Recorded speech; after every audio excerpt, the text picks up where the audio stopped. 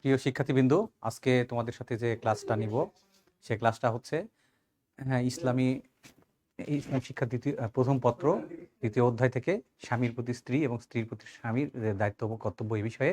তো আজকে আমি তোমাদের সাথে প্রথম ক্লাস নিচ্ছি, এর আগে আমি তোমাদের ক্লাসে আসিনি। তো আমরা ক্লাসে চলে যাই। আমার পরিচয় এখানেই পাবো ইনশাল্লাহ।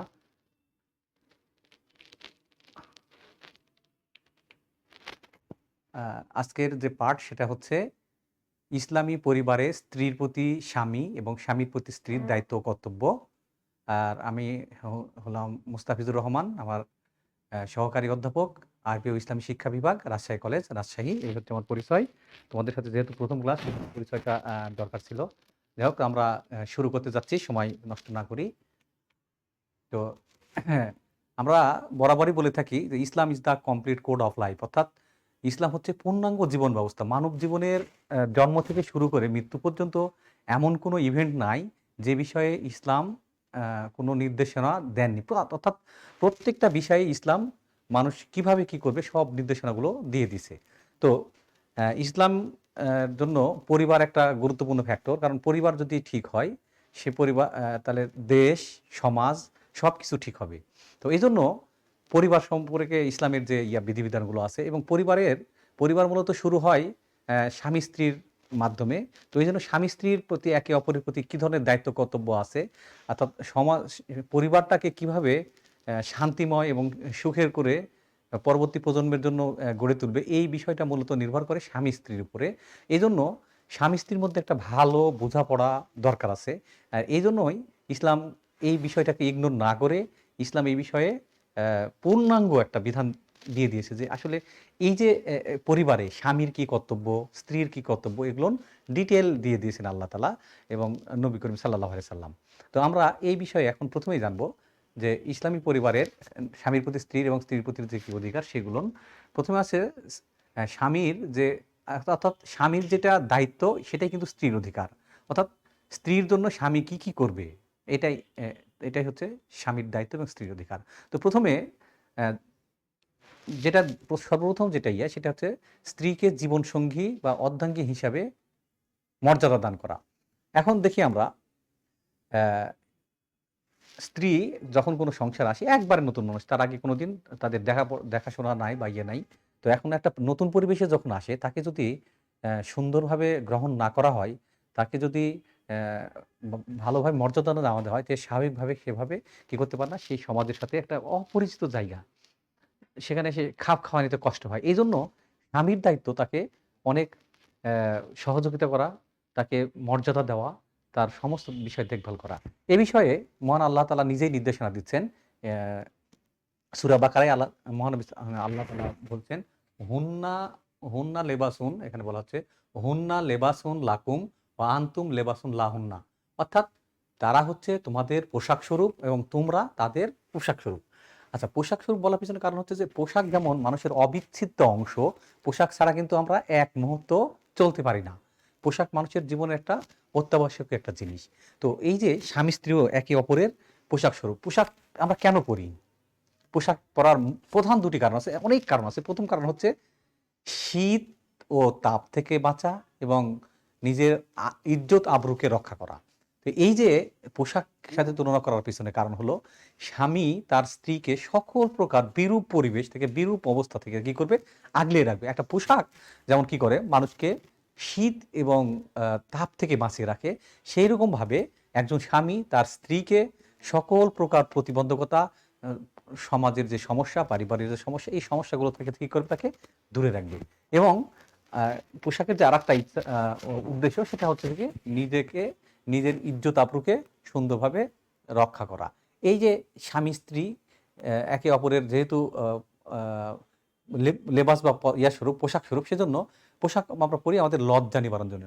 তো স্বামীর দায়িত্ব হচ্ছে যে স্ত্রীকে এমনভাবে করা, রাখা যাতে তার কোনো সামাজিক বা অর্থনৈতিক বা অন্য কোনো সমস্যা তৈরি না হয়। অর্থাৎ তার সমস্ত গোপনীয় বিষয় বা যেগুলো প্রকাশ হলে তার ভালো লাগবে না বা তার ভালো লাগা, এই যে সব বিষয়গুলো সুন্দরভাবে কি করবে, প্রোটেক্ট করবে। এটাই হচ্ছে বিধান। সেজন্য আল্লাহ তাআলা বলছেন, হুন্না লেবাসুন লাকুম, তারা তোমাদের পোশাক স্বরূপ, ওয়া আনতুম লেবাসুন লাহুন্না, এবং তোমরাও তাদের পোশাক স্বরূপ। অর্থাৎ পোশাক যেমন আমাদের সর্ব অবস্থায় আমাদের উপকার করে থাকে, উপকার ছাড়া অন্য কোনো চিন্তা করে না, তেমনই একজন স্বামীর উচিত তার স্ত্রীকে সবসময় তার দেখভাল করা সুন্দরভাবে এবং ভালোভাবে, যাতে কোনো সমস্যার সম্মুখীন তাকে না হতে হয়। এবং হ্যাঁ, এরপরে আল্লাহ তাআলা এরপরে আসছে যে সে দেখভাল করলো। মানুষ শুধু দেখভাল করলে চলে না, তার নিয়মিত কি দরকার? খাদ্য, বস্ত্র, বাসস্থান এগুলো দরকার হয়। তো এই জিনিসগুলো কি করবে? স্বামী তার স্ত্রীর খাদ্য, বস্ত্র, বাসস্থান নিশ্চিত করবে। এই বিষয়ে আল্লাহ তাআলা আ বলছেন, কি বলছেন? ওয়াসকিনুহুন্না ওয়াসকিন ওয়াসকিনুহুন্না মিন হাইসু সাকানতুম মিন ওয়াজদিকুম ওয়ালা তুজাররুহুন্না লিতুযায়্যিকু আলাইহিন্না ওয়া ইন কুন্না উলাতিন হামলিন ফানফিকু আলাইহিন্না হাত্তা ইয়াজানা হামলাহুন্না। অর্থাৎ তাতে বলা হচ্ছে যে ওয়াসকিনুহুন্না মিন হাইসু সাকানতুমুহুন্না, তোমরা যেভাবে স্বাচ্ছন্দ্যে থাকতে পছন্দ করো তাদেরকেও সেভাবে স্বাচ্ছন্দ্যে থাকার ব্যবস্থা করে দাও। অর্থাৎ স্বামী যেভাবে জীবনযাপন করবে, তার জীবনযাপনের স্টাইল যেরকম হবে, স্ত্রীর জীবনযাপন ঠিক সেই রকম হবে। সেইভাবে কি করবে? তাকে ভরণ পোষণ দিবে এবং তার থাকার জন্য সুন্দর পরিবেশ পরিস্থিতি তৈরি করে দিবে। দেখা যাচ্ছে যে এরকম করা যাবে না যে স্বামী অনেক ভালোভাবে আছে কিন্তু তার স্ত্রীর দেখা যাচ্ছে যে স্বামী অনেক ভালো খাবার খায় কিন্তু দেখা যাচ্ছে স্ত্রীকে ওভাবে মর্যাদা দিচ্ছে না, অথবা সে ভালো পোশাক পরে স্ত্রীর জন্য খারাপ পোশাক, এই ধরনের ব্যাপার না। স্বামী যে ধরনের নিজের জন্য যেরকম পোশাক পরবে সেই ধরনের পোশাকও স্ত্রীর জন্য রাখবে। স্বামী যে ধরনের খাবারগুলো পছন্দ করে স্ত্রীর জন্য সেভাবে খাবার পছন্দ করবে। স্বামী যেরকম বাসায় থাকতে পছন্দ করে স্ত্রীর জন্য সেরকম পছন্দ করবে। তো এরপরে হাদিসে এসছে, এটা আবু দাউদ শরীফে মহানবী সাল্লাল্লাহু আলাইহি সাল্লাম বলছেন, তুমি যা খাবে স্ত্রীকেও তা খাওয়াবে, তুমি যা পড়বে স্ত্রীকেও তা পড়াবে। তো এই যে নির্দেশনা আল্লাহ তাআলা মহানবী সাল্লাল্লাহু আলাইহি ওয়াসাল্লাম আল্লাহ পাক দিলেন, এটা মূলত সমাজটাকে সুন্দরভাবে, আমরা আগে জানি মানে বলেছি Islam is the complete code of life, অর্থাৎ মানব ইসলাম হচ্ছে পূর্ণাঙ্গ জীবন ব্যবস্থা। আর এই যে পূর্ণাঙ্গ জীবন ব্যবস্থা, এখন এই যে বিধানগুলো দেওয়া আছে, এই বিধানগুলো যখনই আমরা দেখব তখনই বোঝা যাচ্ছে যে আসলে একটা পূর্ণাঙ্গ। কারণ যখন মানুষ এইভাবে সুযোগ সুবিধা যদি না দেওয়া হয়, একে অপরকে যদি সঙ্গী হিসাবে গ্রহণ না করা হয়, ভেদাভেদ থাকে, তাহলে কিন্তু একটা সুন্দর সমাজ, একটা পরিবার, একটা রাষ্ট্র গড়ে উঠতে পারে না। এই জন্যই ইসলাম এভাবে নির্দেশনা দিয়েছে। তো এরপরে আমরা আসি পরের ইয়েতে, দেনমোহর প্রদান। ইসলামের একটা অন্যতম ব্যবস্থা হচ্ছে যে যখন স্বামী আহ, একজন মহিলাকে বিয়ে করবে অর্থাৎ স্ত্রী বানায় নিবে, তখন তার সম্মানার্থে তাকে একটা মোহরানা দেনমোহর দিতে হয়। এই দেনমোহর কি পরিমাণ হবে সে নিয়ে অনেক কথা আছে। তো এখন সেটা হচ্ছে যে দেনমোহর নির্ণয় করার ক্ষেত্রে দেখতে হবে যে স্ত্রী যাকে বিয়ে করা হচ্ছে তার যে সামাজিক মর্যাদা সেদিকে খেয়াল রেখে নির্ধারণ করা উচিত। এখন আমাদের সমাজে দেখি অনেকে এমন বেশি করে যে সেটা দিতে পারে না। দেখা যাচ্ছে যে ৫ লাখ, ৭ লাখ, ১০ লাখ এরকম নির্ধারণ করছে, কিছুই দিচ্ছে না। আবার উল্টা চিত্র দেখা যায়, আজকে বা গতকালেই আহ, একটা ঘটনা ইয়েতে ঘটছে, এটা হচ্ছে ফরিদপুরে, যে একটা বিয়ে হয়েছে, দেনমোহর ১ টাকা। এটাও কিন্তু একটা নারীর জন্য অত্যন্ত অপমানকর একটা বিষয়, কারণ ১ টাকা একটা মানুষের দেনমোহর হতে পারে না। যেমন আহ, ওই ১০ লক্ষ, ৫ লক্ষ নির্ধারণ করে আমরা দিতে পারছি না, সেটা যেমন একটা অপমানের বিষয়, তো অনুরূপভাবেও এমন ৫ টাকা, ১০ টাকা এগুলোও কিন্তু না। এমনভাবে নির্ধারণ করতে হবে যেটা আহ, সবার সাথে সঙ্গতিপূর্ণ হয়।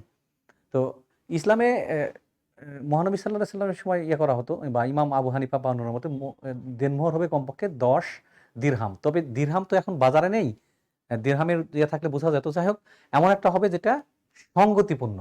তো এই বিষয়ে আল্লাহর যে নির্দেশনা সেটা আল্লাহ বলছেন, ওয়া আতুন নিসা সাদুকাতিহিন্না নাহলাতান, তোমরা নারীদেরকে সন্তুষ্ট চিত্তে তাদের দেনমোহর পরিশোধ করো। এখানে দেনমোহরটা আসলে এটা আমাদের দয়া বা করুণা বা অনুগ্রহ কোনো বিষয় না, এটা তাদের পাওনা, আল্লাহ নির্ধারণ করছেন, এটা তাদের একটা প্রাপ্য। সেজন্য আল্লাহ বলছেন তোমরা সন্তুষ্ট চিত্তে দিয়ে দাও। তো এখানে সন্তুষ্ট চিত্তের কথাটা যদি আমরা একটু খেয়াল করি তাহলে বোঝা যাবে যে এমন না যেটা কারোর উপর জুলুম হয়ে যায়। যেমন যদি ৫ টাকা ১০ টাকা এগুলো আমরা মোহর নির্ধারণ করি তাহলে এটা নারীর প্রতি বিশাল ধরনের একটা নির্যাতন বা জুলুম হয়ে যায়। অনুরূপভাবে যদি দেখা যাচ্ছে যার আয় রোজগার কম, দেখা গেল ১০ লাখ বা ২০ লাখ টাকা দিনমোহর নির্ধারণ করা, এটাও তখন দেখা যাবে যে একটা ছেলের প্রতি একটা জুলুম, যা তার নেই। তবে যদি কেউ অনেক ধনী হয়, তার যদি সঙ্গতি থাকে, সে ৫ কোটি ১০ কোটি ২০ কোটি যা খুশি দিতে পারে, এটা কোনো বিষয় না। কিন্তু যদি সামর্থ্য না থাকে অযথা বড় ধরনের দেনমোহর নির্ধারণ করা উচিত না। কারণ দেনমোহরটা বিয়ের সাথে সাথেই দিয়ে দেওয়া উচিত। এখন আমাদের সমাজে যেটা আমরা লক্ষ্য করি যে দেনমোহর করা হয় কি, বিয়ের পরে আসলো, আসা বাসর ঘরে ক্ষমা করে নেই যে আমি তো পারছি না ক্ষমাতে, এটা ক্ষমা করার তো বিষয় না। এখন একজন নতুন মানুষ একটা সংসারে আসছে, সে এখন কি বলতে পারবে না আমি ক্ষমা করতে রাজি না, এটা তো প্রেস্টিজের খাতিরই বলতে পারো, তখন এমনি এমনি ক্ষমা করে দেয়, বা কিন্তু পরবর্তীতে আবার দাবি করলো। এই জিনিসগুলো আসলে ভালো না। তো দেনমোহর প্রদানের ক্ষেত্রে যেটা করতে হবে, দেনমোহরটা দেখা যাচ্ছে যে ছেলে এবং মেয়ের পরিবারের যে মর্যাদা, সেই মর্যাদার উপর ভিত্তি করে একটা সম্মানজনক একটা অ্যামাউন্ট করা উচিত, যাতে কারোরই কষ্ট না হয়। এরপরে যেটা আসছে সদা উত্তম আচরণ করা। একজন নারী যখন একজন একটা নতুন সংসারে সদস্য হিসেবে যোগদান করে বা আসে, তখন তার সাথে যদি উত্তম আচরণ না করা হয় তাহলে সেটা তার জন্য অনেক কষ্ট হবে, সে খাপ খাইয়ে নিতে পারে না।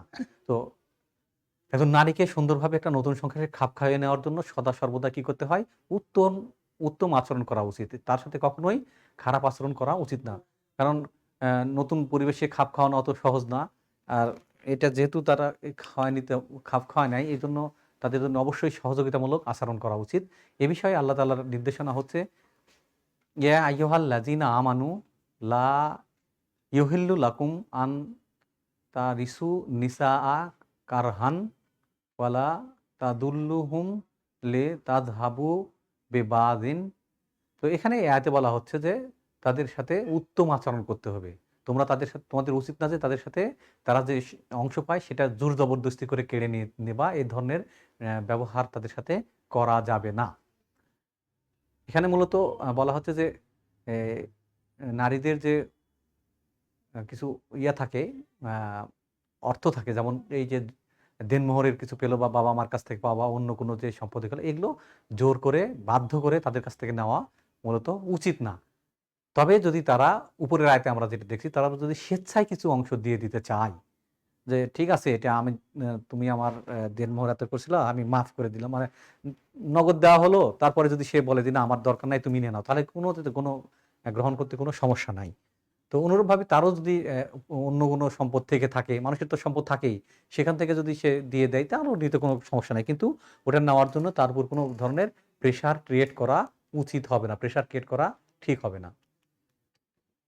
এরপরে আসছে প্রয়োজনীয় শিক্ষাদান।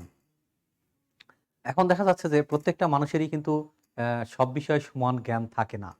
এজন্য তাকে স্ত্রীকে স্বামী কি করতে পারে, প্রয়োজনীয় যে শিক্ষা সেগুলো দিতে পারে। এ বিষয়ে আল্লাহ তাআলা বলছেন, ইয়া আইয়ুহাল্লাযীনা আমানু কু আনফুসাকুম ওয়া আহলাকুম নারান ওয়াকুদুহান নাসু ওয়াল হিজারাতু আলাইহা মালাইকাতুন গিলাদুন শিদাদুন লা ইয়াসুনাল্লাহা মা আমারাহুম ওয়া ইয়াফআলুনা মা ইউমারুন। এখানে এটা সূরা তাহরিম থেকে নেওয়া হয়েছে। এখানে আল্লাহ তাআলা বলছেন, হে মুমিনগণ, তোমরা নিজে এবং তোমার পরিবারকে আগুন থেকে বাঁচাও। এখানে আগুন থেকে বাঁচার কথা বলা হচ্ছে জাহান্নাম থেকে। কেন? মানুষ জাহান্নামে যাওয়ার অন্যতম আরেকটা কারণ হচ্ছে অশিক্ষা। অর্থাৎ আল্লাহ তাআলা বললেন যে, ওয়ামা খালাকতুল জিন্না ওয়াল ইনসা ইল্লা লিয়াবুদু। মানুষ এবং জিনকে আমি মানুষ এবং জিনকে আমি তৈরি করেছি মূলত কি করতে? আমার ইবাদত করার জন্য। তো ইবাদত করতে হলে আমি নামাজ পড়বো। তাহলে কি করতে হবে আমার? নামাজ কোনটা ফরজ, কোনটা ওয়াজিব, কোনটা নফল, এটা শিখতে হবে। এবং কোন ওয়াক্ত নামাজ কত রাকাত, এগুলো কিন্তু শিখতে হবে। এগুলো যদি আমি না জানি তাহলে কিভাবে করব? অনুরূপভাবে আল্লাহ তাআলার যতগুলো ইবাদত আছে সেই ইবাদতগুলো কি শিক্ষা গ্রহণ করতে হবে। সেই ইবাদতগুলো প্রয়োজন মতো কি করতে হবে? জ্ঞান অর্জন করতে হবে। তো এই ধরনের জ্ঞান যদি থেকে না থাকে তাহলে তো নিজেকে আমি বাঁচাতে পারবো না। যদি জ্ঞানের অভাব হয় তাহলে কি হবে? আমি সেই ইবাদত করলাম না, ফলশ্রুতিতে কি হবে? জাহান্নামে যেতে হবে। এই জন্য আল্লাহ তাআলা বলছেন তোমরা নিজে এবং তোমাদের পরিবারকে কি হতে জাহান্নাম থেকে বাঁচাও, আগুন থেকে বাঁচাও, যেটার ইন্ধন হবে পাথর। জাহান্নামের আগুন পাথর দ্বারা পাথরে পুড়বে, আর যেখানে থাকবে ফেরেশতারা গেলাজুন সেদাদুন, তার কঠিন ধরনের এক ফেরেশতা থাকবে যারা কখনো নরম হয় না। তো যাই হোক, এখান থেকে যেটা বলা হচ্ছে সেটা হচ্ছে প্রয়োজনীয় শিক্ষা দিতে হবে। প্রয়োজনীয় শিক্ষা যদি ধর্ম সম্পর্কে, জীবনযাপন সম্পর্কে জ্ঞান না থাকে, তাহলে তাকে সেই বিষয়গুলো সুন্দরভাবে শিক্ষা দিতে হবে। তাহলে কি হবে?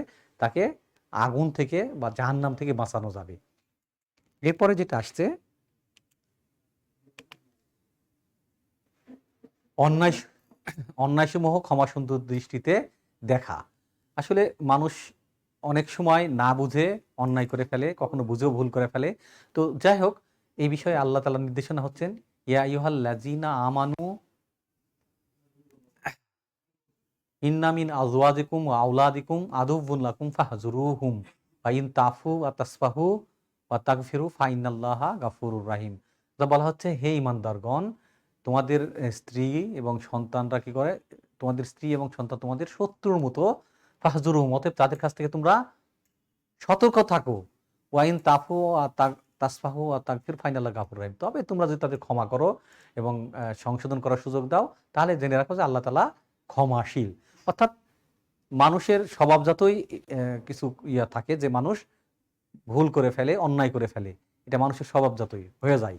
তো এই বিষয়গুলো মানুষের কন্ট্রোলের অনেক সময় বাইরে থাকে। এইজন্য আল্লাহ তাআলা এখন মানে এটা মানে আবার হাদিসে আসছে যে নারীদের তৈরি করা হয়েছে পুরুষের বাঁকা হাড় থেকে। অর্থাৎ হাওয়া আলাইহিস সালামকে সৃষ্টি করা হলো আদম আলাইহিস সালামের শরীরের একটা ৫ যুবতী থেকে একটা বাঁকা হাড় নিয়ে।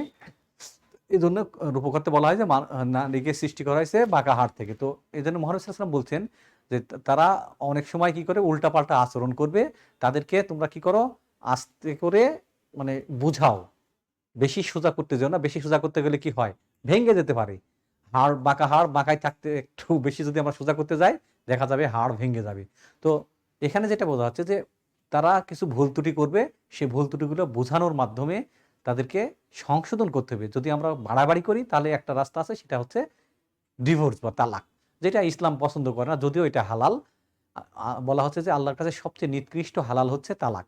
মানে তালাকটা কি করছে? হালাল করা হয়েছে, কিন্তু এটা আসলে পছন্দনীয় না। কিন্তু যখন সেটা দেখা যাচ্ছে যে তাতে মানে জীবনের হানি ঘটতে যেতে পারে, মারামারি, হানাহানি, এক পর্যায়ে দেখা যাবে যে মার্ডার বা এই ধরনের ঘটনা ঘটতে পারে, তখন ইসলাম কি করছে যে না, তার থেকে এই ধরনের জীবন নাশের থেকে তালাকটা হালাল, এই জন্য হালাল করছে, না হলে কিন্তু আসলে হালাল হতো না।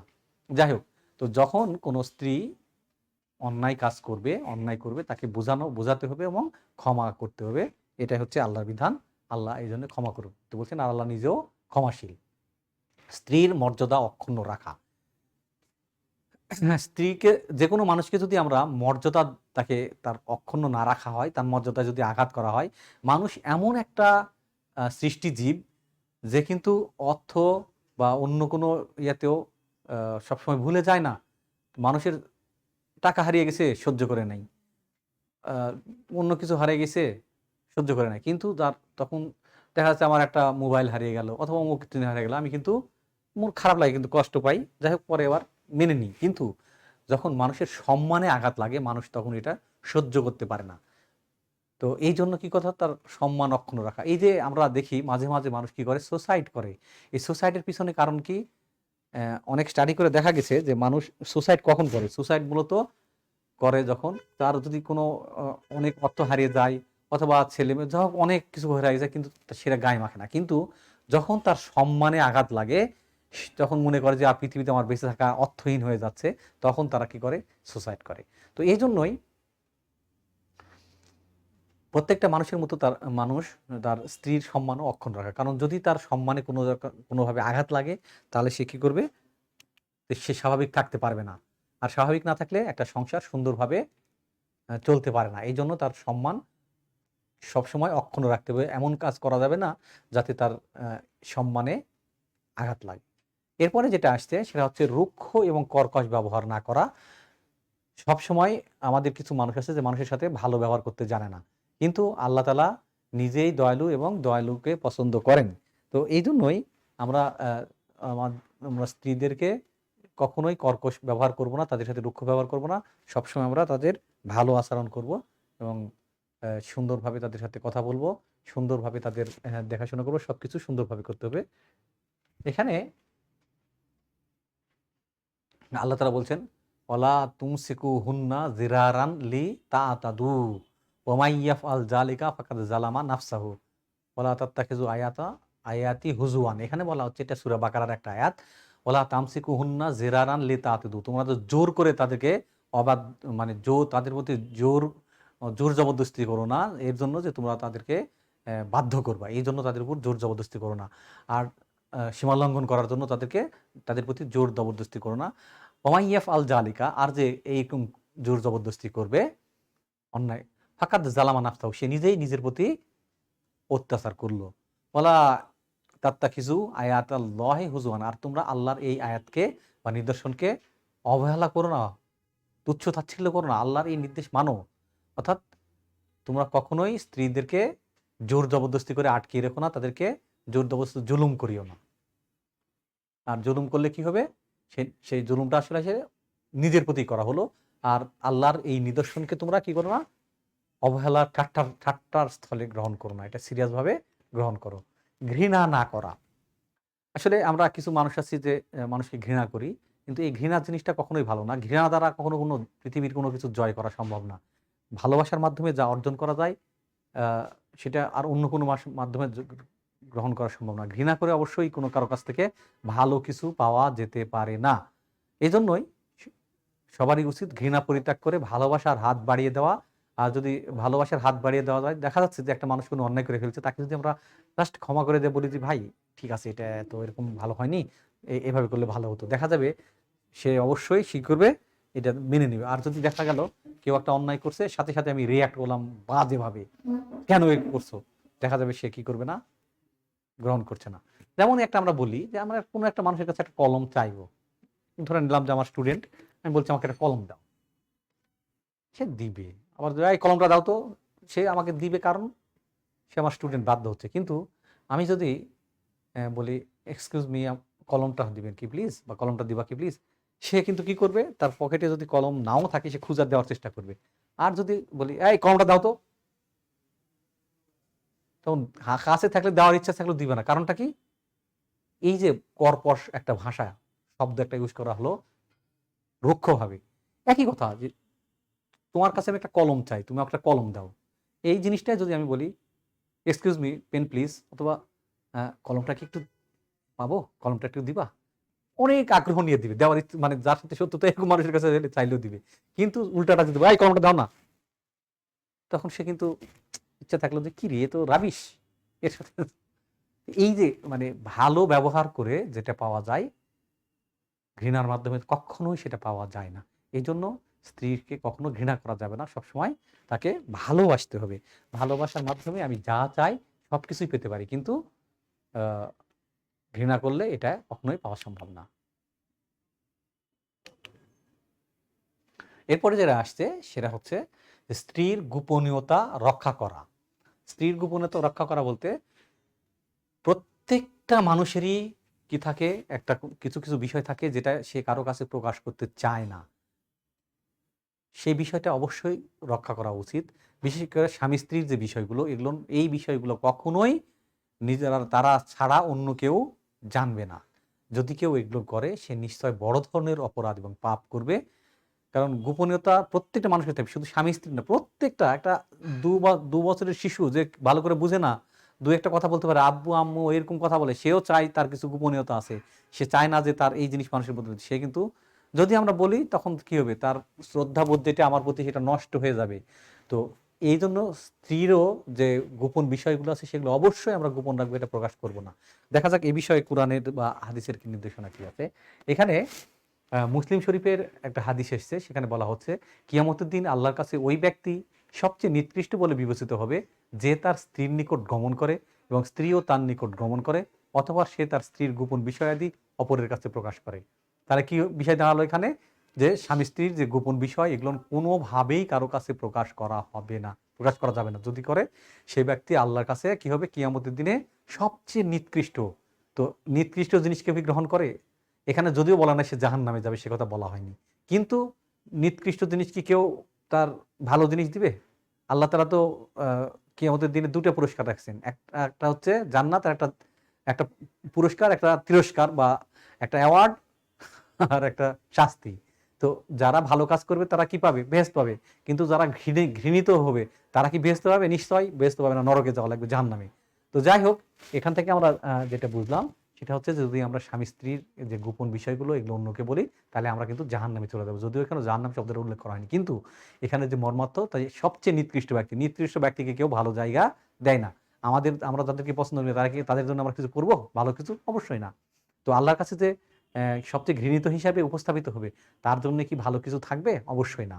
এইজন্য আমরা এখানে খুব সাবধান হব যে স্বামী-স্ত্রীর মাঝে যে বিষয়গুলো, এই বিষয়গুলো শুধু নিজেদের একান্ত বিষয়, সে ২ জন ছাড়া আর কেউ জানবে না। পৃথিবীর কেউ জানবে না। এটাই আরকি। এই বিষয়গুলো কখনোই প্রকাশ করা যাবে না। পরে আসছে যেটা সুষম ব্যবহার। এখানে সুষম ব্যবহার বলতে কি বোঝানো হচ্ছে? এই বিষয়টা একটু দরকার আছে। এখানে সুষম ব্যবহার বলতে বোঝা হচ্ছে যে, যে ব্যক্তির একাধিক স্ত্রী আছে, এক স্ত্রীর সাথে আবার সুষম ব্যবহার কি? যে ব্যবহার করে সবই তো দেয়। সুষম আর অসম কিছু নাই। সুষম তখনই আসে যখন আ একাধিক মানুষ একাধিক স্ত্রী থাকে।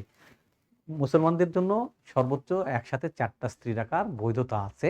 যদিও আল্লাহ তাআলা বলছেন যে একটাই উত্তম। তো যদি প্রয়োজনে, এটা আসলে সবার জন্য না, যদি কারো প্রয়োজন হয় তাহলে ৪ টা পর্যন্ত বিবাহ করতে পারে। তো যাই হোক, যদি কারো একাধিক স্ত্রী থাকে সেই ক্ষেত্রে সবার মধ্যে সম আচরণ করা উচিত, ন্যায় বিচার করা উচিত। একজনকে অনেক বেশি ভালোবাসলাম, অনেক কিছু দিলাম, একজনকে কিছুই দিলাম না, কম দিলাম, এটা করা যাবে না। এটা যদি করা হয় তাহলে সেটা কি হবে? আল্লাহ এবং আল্লাহর রাসূলের বিরুদ্ধাচরণ করা হবে। এ বিষয়ে আল্লাহ তাআলা নিজেই বলছেন, এটা সূরা নিসাতে আছে, ওয়া ইন খিফতুম আল্লাহ তা'দিলু ফাওয়াহিদিন। আল্লাহ বলছেন যে তুমি বিয়ের ক্ষেত্রে, এটা বিয়ের আয়াত সম্পর্কে মানে কি কাদের বিয়ে, মানে কয়জনকে বিয়ে করা যাবে ওখানে বলা হয়েছে যে তোমরা ৪টি ৩টি ২টি করে বিয়ে করতে পারো। তবে তোমরা যদি আশঙ্কা করো, ফাইন খিফতুম, তোমরা যদি আশা করো, আল্লাহ তা'দিলু, তাদের মধ্যে সমতা করতে পারবে না, ন্যায় বিচার করতে পারবে, তাহলে একটাই বিয়ে করো। আসলে বিয়ে কিন্তু একটার কথাই বলা হয়েছে। ৪টা বা ৩টা বা ২টা এটার কথা কিন্তু বলা হয়নি। বলা হচ্ছে একটারই। কিন্তু যদি কারো প্রয়োজন পড়ে, অনেক কারণে, অনেক কারণে বিষয় আছে যেগুলো নিয়ে একাধিক বিয়ের প্রয়োজন পড়তে পারে। যদি পড়ে সেক্ষেত্রে কারো কেউ যদি একাধিক স্ত্রী কারো থাকে, তাহলে অবশ্যই তার কি করতে হবে? সবার মধ্যে সমান, সমান আচরণ করতে, সমান ব্যবহার করতে, সবাইকে সমান দৃষ্টিতে দেখতে হবে। এরপরেও আরেকটা আয়াত আসছে যেখানে আমরা দেখি, এখানে আল্লাহ তাআলা বলছেন, ওয়ালা তাস ওয়ালা তাম তাস ওয়ালা তাস্তানিসু ওয়ালা তাস্তাতিউনা ওয়ালা তাস্তাতিউ আন তা'দিলু বাইনান নিসাই ওয়ালাউ হারাসতুম ফালা তামিল্লু কুল্লা মা কুল্লা মাইলিন। এখানে বলা হচ্ছে তোমরা যতই চেষ্টা, মানে ওয়ালা, তোমরা কখনোই কি করতে পারবে না? সম ন্যায় বিচার প্রতিষ্ঠা করতে পারবা, ন্যায় বিচার করতে পারবা না। যদিও তোমাদের শত অনেক প্রচেষ্টা থাকে, যদিও তোমাদের অনেক সদিচ্ছা থাকে, তারপরেও তোমরা য যদিও তোমাদের সদিচ্ছা থাকে, তারপরেও তোমরা কিন্তু কি করতে পারবা না? ন্যায় বিচার করতে পারবা না, যদিও তোমাদের সদিচ্ছা থাকে। আর তবে তোমরা কি করো না? একজনের দিকে অধিক পরিমাণ ঝুঁকে পড়ো না।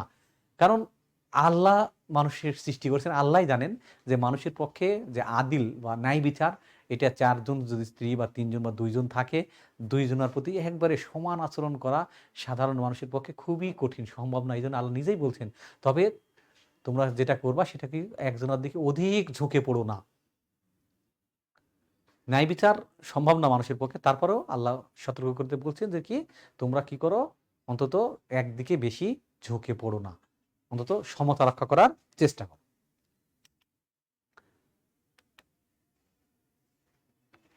এরপরে যেটা দায়িত্ব কর্তব্য হচ্ছে স্বামীর, আত্মীয়-স্বজনের সাথে ভালো আচরণ করা। অর্থাৎ স্ত্রীর যে আত্মীয়-স্বজন আছে, সেই আত্মীয়-স্বজনের সাথে অনেক ভালো ব্যবহার করতে হবে। যেমনটা সে তার নিজের আত্মীয়র সাথে ভালো আচরণ করে, স্ত্রীর যে আত্মীয়-স্বজন আছে তাদের সাথেও ঠিক নিজের আত্মীয়র সাথে যে আচরণ করে, সেইরকম আচরণ করতে বলা হয়েছে। হাদিসে আসছে যে ব্যক্তি কি করে আত্মীয়তার সম্পর্ক নষ্ট করে সে ভেস্তে প্রবেশ করবে না। অর্থাৎ যদি আমরা আত্মীয়দের সাথে খারাপ আচরণ করি, আত্মীয়তার সম্পর্ক নষ্ট করি, তাহলে কি হবে আমরা নরকে চলে যাব। এই জন্য কি করতে হবে অবশ্যই আত্মীয় স্বজনের সাথে ভালো ব্যবহার করতে হবে। যেটা নিজের আত্মীয়র সাথে যেমন করব তেমনই স্ত্রীর আত্মীয়র সাথেও এরকম সুন্দর আচার আচরণ করতে হবে। সদ উপদেশ দেওয়া, হ্যাঁ, প্রত্যেকটা স্বামী তার স্ত্রীকে কি করবে ভালো উপদেশ দিবে। কারণ অনেক সময় উপদেশ মানুষ ভুল করে, উপদেশের মাধ্যমে তাকে সংশোধন করতে হয়। এই যে আমরা বিশেষ করে ছেলেরা আমরা একটা সুযোগ পাই যে এই যে প্রত্যেক জুমার দিনে জুমার নামাজ কিন্তু 2 রাকাত। আর জুমা হয় কোন সময়? জোহরের সময়। জোহরের নামাজ কত? 4 রাকাত। কিন্তু জুমার নামাজ 2 রাকাত হওয়ার পিছনে কারণ কি? জুমার একটা খুতবা আছে। এই খুতবার জন্য আল্লাহ তাআলা 2 রাকাত নামাজ ওখানে কমিয়ে দিয়েছেন। তাহলে এখানে কথা হচ্ছে তাহলে কমিয়ে দেওয়া হলো কেন? এই যে খুতবা শোনার জন্য। কেন? এই খুতবার মাধ্যমে একটা জিনিস হয় কি? মানুষ এই যে আমরা অনেকটা রিসার্চ করার মতো। যেমন আমরা ব্যাটারি রিসার্চ করি, এইভাবে আমাদের এই উপদেশের মাধ্যমে খুতবা মানে উপদেশ। এই যে প্রত্যেক সপ্তাহে কি করা হয়? ইমাম সাহেব কি করেন? সুন্দরভাবে একটা খুতবা দেন। খুতবাতে কি থাকে? একটা উপদেশ থাকে, গাইডলাইন থাকে কিভাবে চলবো ফিরবো এইরকম। তো মহিলারা তো জুমায় যেতে পারে না। তো সুতরাং আমরা যদি তাদের এভাবে বিভিন্ন উপদেশ দিই, সুন্দর উপদেশ দিই, তাহলে কি হবে? তারা তাদের জীবন চলার পথ সহজ হবে, তারা সুন্দরভাবে চলতে পারবে। এইজন্য তাদেরকে সদুপদেশ দিতে হবে। সদুপদেশ মানুষকে সঠিক পথে চলার জন্য সহায়তা করে থাকে। আল্লাহ বলছেন আল্লাতী আল্লাতী তুখাফুনা নুশুজাতাহুন্না ফাযিহুন্না। যদি তোমরা তাদের কাছ থেকে কোনো ধরনের অসদাচরণ এর ভয় করো তাহলে তাদেরকে সদ উপদেশ দাও। কারণ মানুষ তো ভুল করবেই। মানুষ শব্দের আরবি শব্দ হচ্ছে ইনসান। আর ইনসান শব্দটার মূল শব্দ হচ্ছে নাসিয়ানুন। নাসিয়ানুন মানে ভুল করা। মানুষ ভুল করবে, এটাই মানুষের স্বভাব ধর্ম। তো এই ভুল থেকে সংশোধন করার জন্য বারবার উপদেশ দিতে হবে। তাহলে কি হবে? সে সঠিক পথের দিশা পাবে। এজন্য স্ত্রীদেরকে বরাবর সৎ উপদেশ দিতে থাকতে হবে। এরপরে যে বিষয়টা আসছে স্বামী স্ত্রীর সম্পর্ক ভালো রাখার জন্য আরেকটা বিষয় হচ্ছে স্ত্রীর সম্পদ গ্রাস না করা। স্ত্রীর সম্পদ কখনোই গ্রাস করা যাবে না। যদি স্ত্রীর সম্পদ গ্রাস করা হয় তাহলে তো সে অবশ্যই মন খারাপ করবে, বা এটা তো ভালো কথা না। তো তবে যদি স্ত্রী তার সম্পদ স্বেচ্ছায় স্বামীকে দেয় তাহলে তো গ্রহণ করতে কোনো বাধা নাই। আর একটা এই বিষয়ে আমরা খেয়াল করব, যদি অন্য কারোর সম্পদ আমরা কেড়ে নিই, সে মানসিক খুব কষ্ট পায়। আর মানুষ যখন মন থেকে কষ্ট পায় তখন কিন্তু সেটা মানে উপরে মেনে নিলেও ভিতরে কিন্তু মেনে নিতে চায় না। এই জন্যই অবশ্যই স্ত্রীর সম্পদ গ্রাস করা যাবে না। অনেকে মনে করে না যে স্ত্রীর সম্পদ ও সবই আমার। এই অভ্যাসটা কি করতে হবে? আমরা যারা ছেলে আছি বা স্বামীরা আছি তাদের এই অভ্যাসটা দূর করতে হবে। সম্পদ অবশ্যই যার সম্পদ সে ভোগ করবে। স্ত্রীর সম্পদ স্ত্রী যেভাবে খুশি সেভাবে ব্যবহার করতে। তোমার তো স্ত্রীর সম্পদের দিকে চোখ দেওয়ার কোনো দরকার নাই। কারণ সংসার চালানো বা সামাজিকতা রক্ষা করা সব দায়িত্ব তোমার। তার কোনো দায়িত্ব নাই। সুতরাং তার সম্পদ সে যা করুক ওদিকে কোনো জোর করা যাবে না, জোর করে গ্রাস করার কোনো সুযোগ নাই। পরিবার চালানো, সংসার চালানো সবকিছুর দায়িত্ব তোমার, তোমার স্ত্রীর না। অতএব তুমি কি করবা না? তার সম্পদ কোনোভাবেই জোর করে জবরদস্তি করে গ্রহণ করবা না। গালমন্দ না করা। আমাদের সমাজের কিছু মানুষ আছে বরাবরই গালমন্দ করতে অভ্যস্ত। এগুলো ত্যাগ করতে হবে। কারণ স্ত্রী একজন মানুষ। একটা মানুষকে যখন গালমন্দ করা হয় সে ভালো থাকতে পারে না। তাছাড়াও সে কি করে? তার পরিবার, আত্মীয়স্বজন সবকে ছেড়ে একটা অপরিচিত নতুন পরিবেশে আসে বসবাস শুরু করে। যেখানে তার কেউ থাকে না। সেই পরিবেশে যদি তাকে গালমন্দ করা হয় সে ভালোভাবে নিতে পারবে না এবং তখনই কি হবে? অশান্তির সৃষ্টি হবে। এজন্য গালমন্দ করার কোনো সুযোগ নাই। তারপরে যেটা ইসলাম নির্দেশনা করছে, নির্দোষ হাসি তামাশা করা। মানুষ আসলে একটা সামাজিক জীব। মানুষ একে অপরের সাথে মিশতে পছন্দ করে এবং মিশে আড্ডা, এইগুলো আড্ডা, তারপরে তর্ক, খেলাধুলা এগুলো অনেক পছন্দ করে। তো স্ত্রীও একজন মানুষ, তার তো এরকম ভালো লাগা মন্দ লাগা থাকবে। এই জন্য মাঝে তার কি করতে হবে? তার সাথে মজার গল্প করতে হবে, হাসি খেলা করতে হবে, এগুলো করতে হবে। তাহলে কি হবে? ভালো থাকবে। না হলে তারও মন খারাপ হতে পারে এবং এতে সমাজ পরিবারের শান্তি নষ্ট হওয়ার সম্ভাবনা থাকে। এই জন্য অবশ্যই তার সাথে খুশ গল্প এগুলো সবসময় করা যেতে পারে। এরপরে যেটা আসছে উপহার প্রদান। উপহারের মাধ্যমে কি হয়, একজনের সাথে আরেকজনের সম্পর্ক সুন্দর হয়। উপহার দিলে মানুষের মন ভালো হয়ে যায়। এজন্য মাঝে মাঝে স্ত্রীকে উপহার দেওয়া উচিত। এবং উপহার অনেক দামি হতে হবে তা না, যে কম দামি হতে পারে, অনেক দামি হতে পারে, যার যেরকম সামর্থ্য সেই অনুসারে মাঝে মাঝে কি হবে, উপহার দিতে হবে। উপহার দিলে কি হয়, পরস্পরের হৃদ্যতা তৈরি হয়, হৃদ্যতা তৈরি হয়ে যায়। এই হৃদ্যতা থাকলে সমাজ এবং পরিবার সুন্দরভাবে পরিচালিত হতে পারে। এখানে মহানবী সাল্লাল্লাহু আলাইহি ওয়াসাল্লাম বলছেন, তোমরা পরস্পরকে উপঢৌকন দাও, তোমাদের মহব্বত বাড়বে। এরপরে আসছে বেশি দিন প্রবাসে না থাকা। আমাদের সমাজের একটা বিশাল অংশ দেখা যায় যে বিদেশে থাকে। তো যারা বিদেশে নিজের স্ত্রীকে নিয়ে যেতে পারে না, তারা প্রবাসে দেশে রেখে যায়, তাদের উচিত বেশি দিন প্রবাসে না থাকা। অবশ্যই একটা নির্দিষ্ট সময় পর পর তাদের সাথে মিলিত হওয়া উচিত। না হলে কি হয়, তাদের সমস্যা দেখা দেয়। এই সমস্যাগুলো দূর করার জন্য ইসলাম এই বিধান করছে বেশি দিন প্রবাসে না থাকা। এ বিষয়ে হযরত উমর রাদিয়াল্লাহু তাআলা আনহু তার মেয়ে মহানবী সাল্লাল্লাহু আলাইহি ওয়াসাল্লামের স্ত্রী হাফসাকে জিজ্ঞেস করছেন যে কতদিন পর্যন্ত একজন স্ত্রী তার স্বামীকে ছাড়া থাকতে পারে। তিনি বলেছিলেন যে ৪ মাস, অর্থাৎ ১২০ দিন। কারণ এটা জিজ্ঞেস করা হয়েছিল যে ওই সময় অনেক সাহাবীরা মানে যুদ্ধ লেগে থাকতো। হযরত উমর রাদিয়াল্লাহু তাআলা প্রচুর যুদ্ধ হয়েছে। এই যুদ্ধের সময় দেখা যেত সাহাবীরা বা যোদ্ধারা অনেকদিন পর্যন্ত দেশের বাইরে থাকতো। তে একজন মহিলা তার ম আমিরুল মুমিনিন উমর রাদিয়াল্লাহু তাআলাকে মানে বললেন যে, "আমার তো সমস্যা হচ্ছে। আমার আ স্ত্রী তো, আমার স্বামী তো অনেক মাস ধরে আছে, যুদ্ধে আছে।" তারপরে উনি ভেবে দেখলেন বিষয়টা জানার মানে কিভাবে সুরাহা করা যায়, তখন তার মেয়েকে জিজ্ঞেস করলেন হাফসাকে যে, "কতদিন পর্যন্ত করা যেতে পারে?" তিনি বললেন যে, "৪ মাস।" এ থেকে জানা যায় যে একজন স্বামী তার স্ত্রীকে ৪ মাসের বেশি একাই রাখা, দূরে ফেলে রাখা উচিত না। এরপর হচ্ছে কঠোরতা প্রদর্শন না করা। স্বামী স্ত্রীর কোনো বিষয়ে অতিরিক্ত কঠোর হওয়া ঠিক না। কারণ কঠোর হলে এটা ভেঙে যাওয়ার সম্ভাবনা আছে।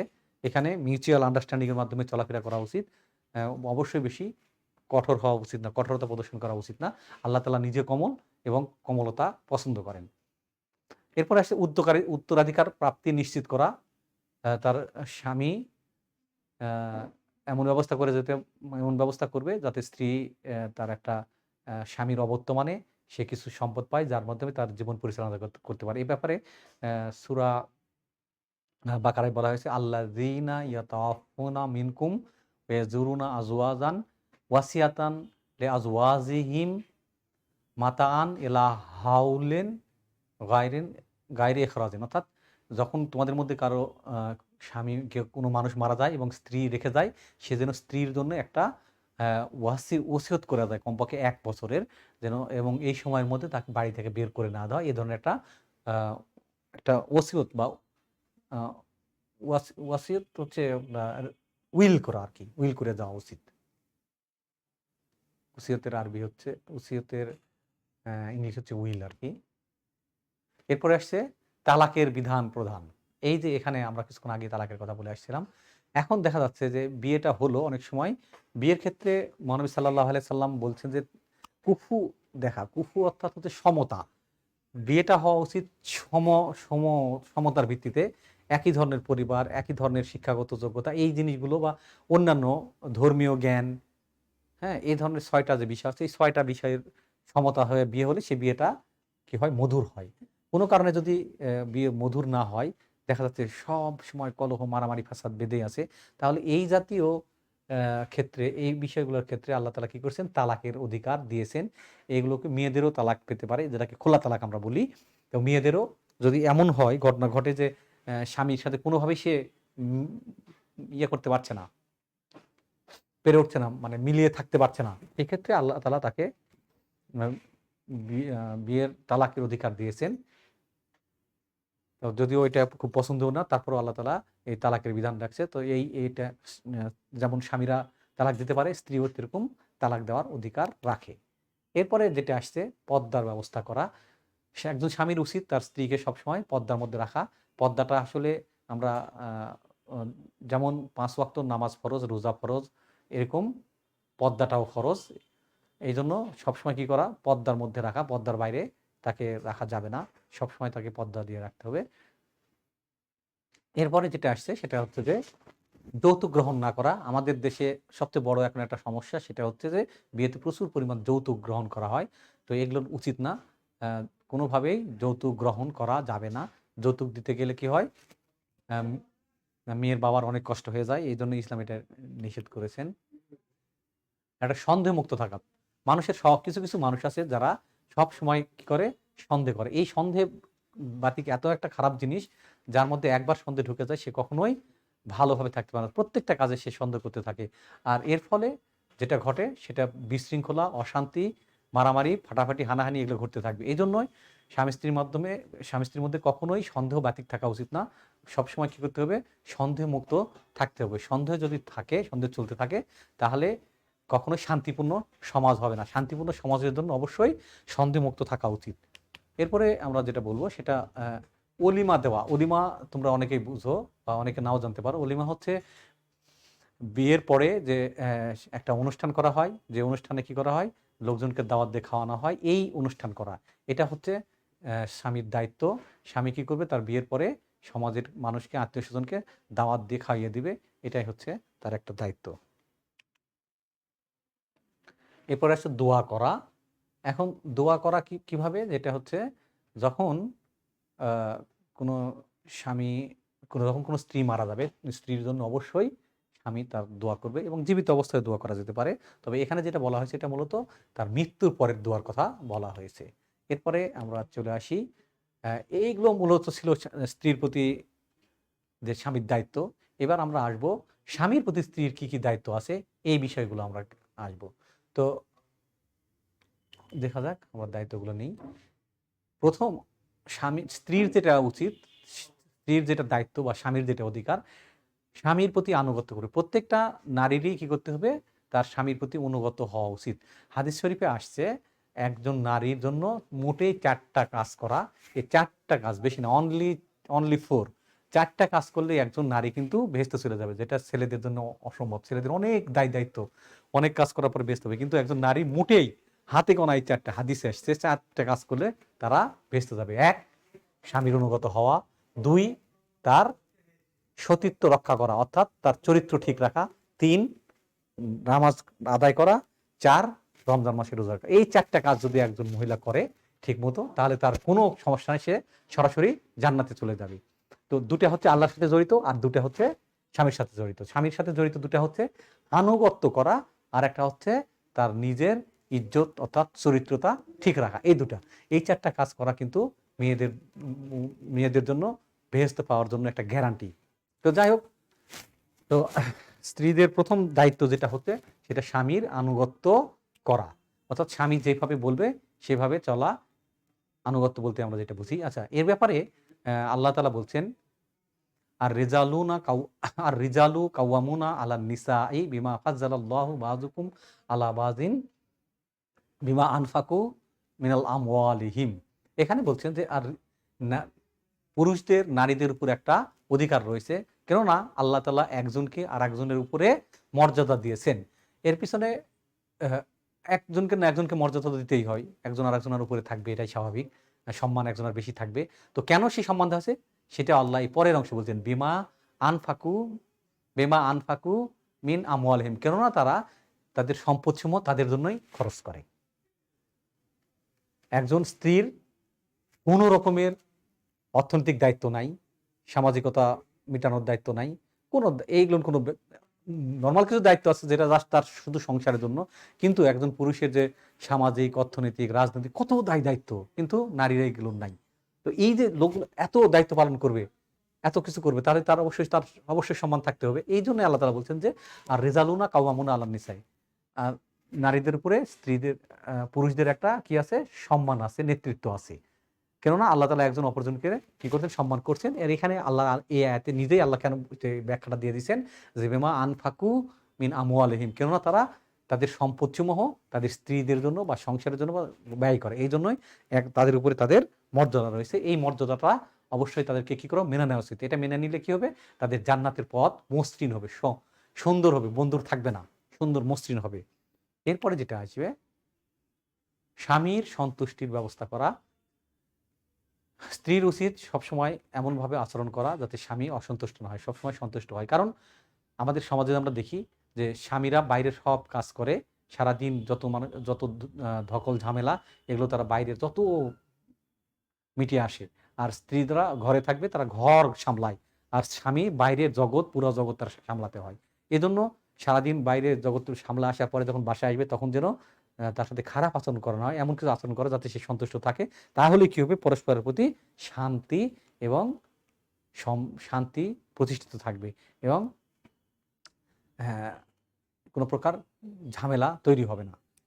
এ বিষয়ে বলা হচ্ছে স্বামীর হক আদায় না করে আল্লাহর হক আদায় করা যায় না, এটা হাদিসে এসছে। স্বামীর হক আদায় না করে আল্লাহর হক আদায় করা যায় না, অর্থাৎ স্বামীর হক যদি কেউ আদায় করে তাহলে অবশ্যই সে আল্লাহর হক আদায় করা হয়। এরপরে আসছে সতীত্বর হেফাজত করা, যেটা আমরা প্রথমেই বললাম যে 4টা কাজ করলে, মোটেই 4টা কাজ করলে তার জন্য বেহেশতে যাওয়ার জন্য যথেষ্ট। সেটার মধ্যে হচ্ছে দ্বিতীয়টা হচ্ছে সতীত্বের হেফাজত করা, অর্থাৎ সে তার চরিত্র কোনোভাবেই নষ্ট করবে না, সে শুধু তার স্বামীর সাথে মিলামেশা করবে, অন্য কারোর সাথে মিলামেশা করবে না। তো এই বিষয়ে আল্লাহ তাআলা বলছেন, ফাসালিহাতুল কানিতাতুন হাফিজাতুন লিল গায়বি বিমা হাফাজাল্লাহু। যারা সতী সাধবী, অনুগত, হেফাজতকারী, গায়বে বিশ্বাসী, তারা কি করে, আল্লাহ তাআলা যা হেফাজত করতে বলছেন তারা তা হেফাজত করে, এরাই হচ্ছে জান্নাতি। এরপরে যেটা আসছে এটা হচ্ছে স্বামীর গৃহ ত্যাগ না করা। অনেক সময় দেখা যাচ্ছে যে দুইজন মানুষ বা একাধিক মানুষ এক জায়গায় বসবাস করলে কি হয়, মতের অমিল হয়। ইভেন আমরা অনেক সময় নিজেদের প্রতিও বিরক্ত হই। কিভাবে, কোনো একটা কাজ করলাম, ভুল হয়ে গেল, তখন কি করি, আমরা নিজেদের প্রতি ভুল করি, কি করলাম, এটা আমার কাজ হলো। তো আমি যদি নিজেরই কোনো একটা ভুল করে বসি, আমার প্রতি আমি বিরক্ত হই, তাহলে কি আমার উচিত না জানা যে অন্য কারো এরকম ভুল হতে পারে, এরকম মিসআন্ডারস্ট্যান্ডিং আসতেই পারে। সুতরাং এই যে ভুল বোঝাবুঝি হলে যে ঠিক আছে তোমার ঘরে আর থাকলাম না, চলে গেলাম, এটা বলা কিন্তু একজন স্ত্রীর জন্য উচিত নয়। ভুল বোঝাবুঝি হবে, তার সমাধান আছে, সব হবে, কিন্তু তার মানে এই না যে ঘর ছেড়ে অন্য জায়গায় চলে যেতে হবে। এই বিষয়ে হাদিসে এসছে, এটা অবশ্য কোরআন, হ্যাঁ, কারাউনা ফি বুয়ুতিহিন্না ওয়ালা তাবাররাজুহুন্না তাবাররাজাজ জাহিলিয়াতুল উলা। এখানে বলা হচ্ছে যে তোমরা তোমাদের ঘর ছেড়ে চলে যাবে না এবং জাহিলিয়াতের যুগে যে ধরনের পোশাক পরিচ্ছদ পরা হতো সেই ধরনের পোশাক পরিচ্ছদ পরবে না। জাহিলিয়াতের যুগে পর্দা ছিল না, পর্দা আসলে মূলত ইসলাম আসার পরে, তো ইসলামের আগে কিন্তু পর্দা ছিল না। এই জন্য এখানে বলা হয়েছে যে তোমরা কি করো না, এটা হাদিস এসছে, তোমরা তোমাদের ঘর ছেড়ে চলে যেও না এবং কি করো না, জাহিলিয়াতের পোশাক পরে তোমরা বাড়ির থেকে বের হয়েও না, অর্থাৎ পর্দা ছাড়া বাসা থেকে বের হওয়া যাবে না। আরেকটা বিষয় এখানে আসছে, পরপুরুষের সঙ্গে কথাবার্তা না বলা। প্রত্যেকটা স্ত্রীরই উচিত অন্য মানুষের সাথে কথাবার্তা, প্রয়োজন ছাড়া কথাবার্তা না বলা। এখন একান্ত প্রয়োজন হলে সেখানে কথা বলা হয়, সেই বিধানটাও এর মধ্যে পরে আসবে। সেখানে বলা হয়েছে মানে মোলায়েম সুরে কথা না বলতে, একটু রুক্ষ স্বরে কথা বলতে বলা হয়েছে। যাক, সেটা আমরা ওই জায়গায় যে আলোচনা করব। তো একজন স্ত্রীর উচিত নয় যে অপর পুরুষের সঙ্গে অপ্রয়োজনীয় কথা বলা। এখানে প্রয়োজন হলে অবশ্যই কথা বলতে হবে, কিন্তু এখানে যেটা বোঝানো হচ্ছে সেটা অপ্রয়োজনীয় কথা। আমরা অনেক সময় মজা করার জন্য বা এমনি অনেক কথা বলে থাকি, বা অন্য মানুষের সাথে, বিভিন্ন মানুষের সাথে কথা বলতে পছন্দ করি, কিন্তু একজন আদর্শ স্ত্রীর জন্য কখনোই অন্য পুরুষের সাথে কথা বলা উচিত নয়। মহান আল্লাহ তাআলা বলেন, তোমরা যদি মুত্তাকিন নারী হও তবে বেশি মোলায়েম স্বরে কথা বলো না, কেননা এতে অন্তরের রোগ আছে, এই ধরনের রোগের লোভ হতে পারে। কারণ যখন আমরা কারোর সাথে সুন্দর মিষ্টি আচরণ করি, তখন মনে হয় যে সে কি আমার দুর্বল নাকি, তার প্রতি দেখা যাবে যে একটা আগ্রহ তৈরি হয়ে যেতে পারে, লোভ তৈরি হয়ে যেতে পারে। এই জন্যই আল্লাহ তাআলা কি বলছেন যে তোমরা যদি মুত্তাকি নারী হও তবে অবশ্যই মোলায়েম স্বরে কথা বলো না এমন কোন লোকদের সাথে যাদের অন্তরে কি আছে, লোভ সৃষ্টি হতে পারে। এই জন্য অন্য অপর পুরুষের সাথে কথা না বলাই উত্তম। তবে যদি কথা বলা হয় তবে অবশ্যই সেটা মোলায়েম স্বরে না, একটু কর্কশ স্বর হয় ভালো। আর একটা হচ্ছে কি, স্বামীর সম্পদ রক্ষণাবেক্ষণ করা। তো স্বামী স্ত্রীর যে সম্পদ, সেখানে স্ত্রীর অধিকার থাকে। সুতরাং সেই সম্পদটা অবশ্যই স্ত্রী নিজের সম্পদের মতো রক্ষণাবেক্ষণ করবে, কোনোভাবে সেটাকে অপচয় বা নষ্ট হতে দিবে না, এগুলো থেকে তাকে রক্ষা করতে হবে। এ বিষয়ে তিরমিজি শরীফে একটা হাদিস এসছে, যেখানে বলা হয়েছে স্বামীর অনুমতি ব্যতি রেখে স্বামীর গৃহের কোনো সম্পদ ব্যয় করা যাবে না। অর্থাৎ স্বামীর অনুমতি না নিয়েই, যেমন দান করা ভালো বা কাউকে হাদিয়া দেওয়া ভালো, এগুলো কাজও কিন্তু স্বামীর অনুমতি না নিয়ে তার সম্পদ স্ত্রী অন্য কাউকেও দান করতে পারবে না। এমনি দান করা যতই ভালো হোক, কিন্তু এটা তো তার নিজের সম্পদ নয়, তার স্বামীর সম্পদ। যদিও বলা হয় যে একই সম্পদ, কিন্তু দান করতে হলেও তাকে কি করতে হবে? অনুমতিটা গ্রহণ করতে হবে। অনুমতি নেওয়ার পরেই তখন কি করা যেতে পারে? দান করা যেতে পারে। এরপরে যে আসছে স্বামীর গৃহে অভিভাবিকা হিসেবে থাকা। তো স্বামীর যখন বাইরে থাকে, সংসারের বাইরে থাকে, তখন যে সংসারের একজন অভিভাবক দরকার, সেটা সে অভিভাবক হয় স্ত্রী। স্ত্রী অভিভাবক হিসাবে তার আত্মীয় স্বজন এবং তাদের নিজের সন্তানকে সুন্দরভাবে দেখাশোনা করতে হবে।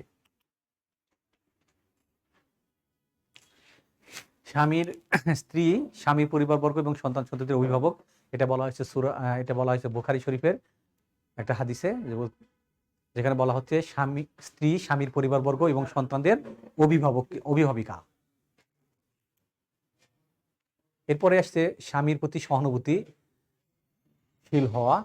এখন একজন মানুষ, বিশেষ করে আমরা যদি আমাদের সমাজ ব্যবস্থায় লক্ষ্য করি, বেশিরভাগ সমাজে পরিবারে দেখি স্ত্রীরা ঘরে থাকে, স্বামীরা রোজগারের খাতিরে নিজেদের পরিবার ঠিক রাখার জন্য বরাবর বাইরে যেয়ে থাকেন।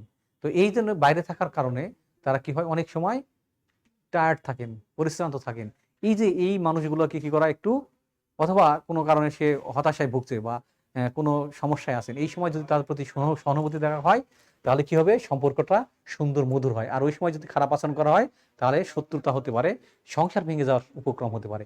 এই জন্য প্রত্যেকটা আদর্শবান স্ত্রীর উচিত যে স্বামী যখন পেরেশান অবস্থায় থাকে অথবা কোনোভাবে দুশ্চিন্তায় থাকে, তার প্রতি সহানুভূতির আচরণ করা, তাকে সাহায্য করা, তাকে সদুপদেশ দেওয়া এবং তাকে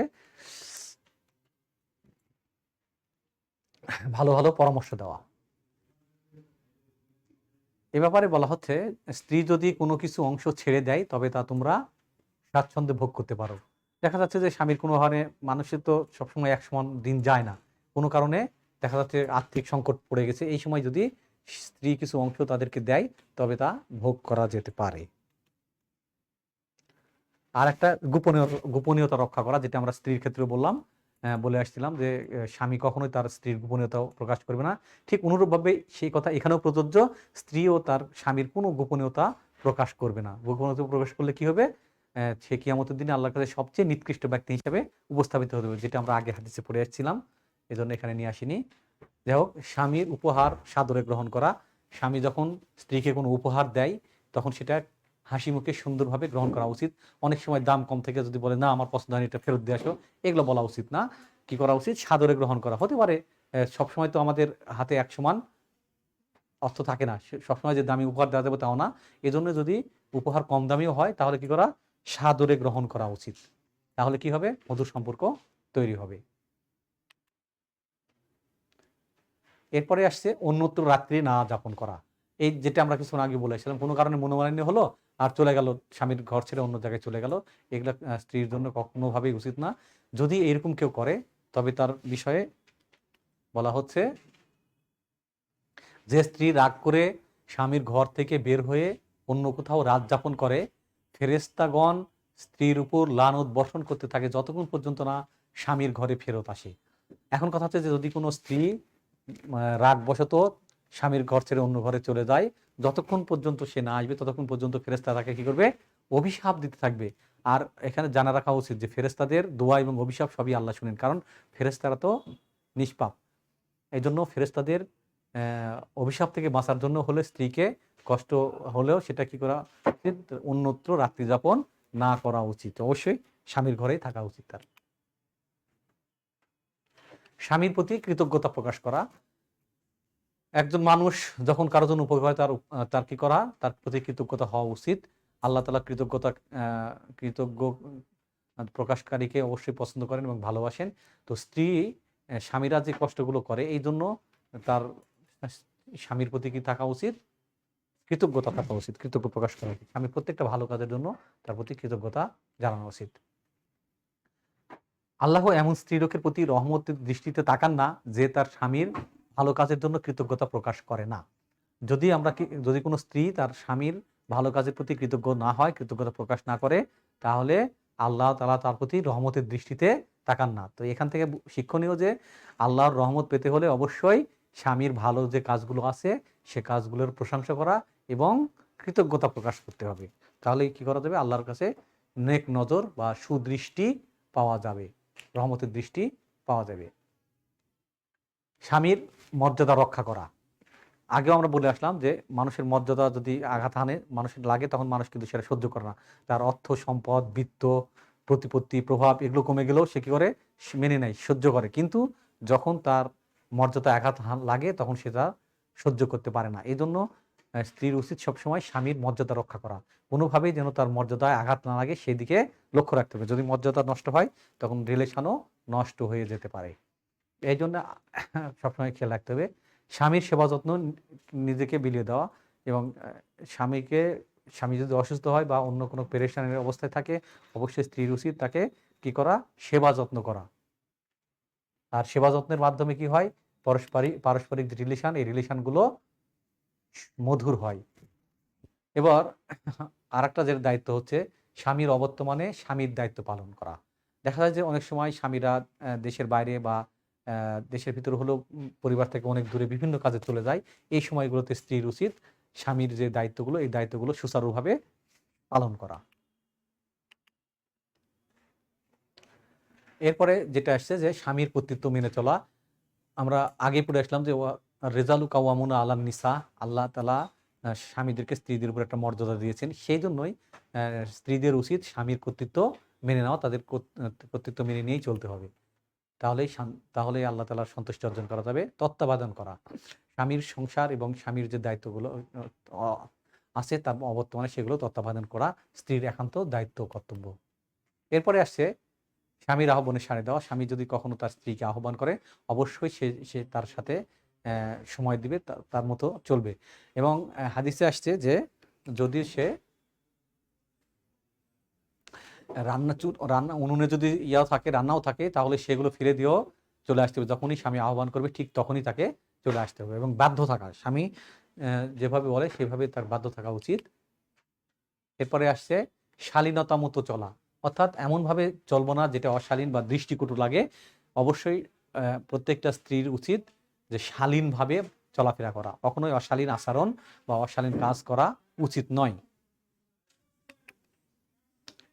এরপরে আসছে স্বামীর জন্য কল্যাণ কামনা করার দায়িত্ব, যেটা স্বামী অবশ্যই সবসময় স্বামীর জন্য কল্যাণ কামনা করা প্রত্যেকটা স্ত্রীর জন্য আবশ্যক। এরপরে আসে স্বামীর আত্মীয়-স্বজনের সাথে সদ্ব্যবহার করা। আমরা কিছুক্ষণ আগে যেটা স্ত্রীর পাওনা বা স্বামীর কর্তব্য সেখানে বলে আসছি যে স্ত্রী তার স্বামীর আত্মীয়-স্বজনকে সশ্রদ্ধভাবে আ ভালোবাসবে। ঠিক তেমনিভাবে স্ত্রীও তার স্বামীর আত্মীয়-স্বজনের সাথে সদ্ব্যবহার করবে, কখনোই তার সাথে খারাপ ব্যবহার করবে না। এবং এরপরে যেটা আসছে আদর্শ স্ত্রী রূপে নিজেকে উপস্থাপন করা। একজন স্ত্রী সবসময় চেষ্টা করবে সে যেন একজন আদর্শ স্ত্রী হিসাবে নিজেকে গড়ে তুলতে পারে, সেদিকে খেয়াল রাখবে। আর আরেকটা সর্বশেষ যেটা বলে আমরা শেষ করে দিব, সেটা হচ্ছে স্বামীর মৃত্যুর পরে শোক পালন করা। এখানে বলা আছে যে এটা আছে সূরা বাকারায় বলা হচ্ছে যে যখন কোনো তোমাদের মধ্যে কেউ আল্লাযীনা ইয়াতাওয়াফাউনা মিনকুম ওয়া ইয়াযারুনা আযওয়াজান ইয়াতারাব্বাস আল্লাযীনা ইয়াতাওয়াফাউনা মিনকুম ওয়া ইয়াযারুনা আযওয়াজাহুম ইয়াতারাব্বাসনা বিআনফুসিহিন্না আরবাতা আশহুরিন ওয়া শাহরান। তোমাদের মধ্যে যে লোক মরে যায় এবং স্ত্রীকে রেখে যায়, তার স্ত্রীর উচিত 4 মাস 10 দিন পর্যন্ত সে কি করে? নিজেকে বিরত রাখে, অর্থাৎ এই সময় সে শোক পালন করে। এটাই হচ্ছে একজন আদর্শ স্ত্রীর অধিকার। তো আমরা একজন স্বামী এবং স্ত্রীর যে পারস্পরিক যে কর্তব্য, দায়িত্ব, অধিকার এগুলো পড়ে ফেললাম। তো আজকের মতো আমরা এখানেই শেষ করছি। আগামী ক্লাসে ইনশাআল্লাহ দেখা হবে। ততক্ষণে আল্লাহ হাফেজ।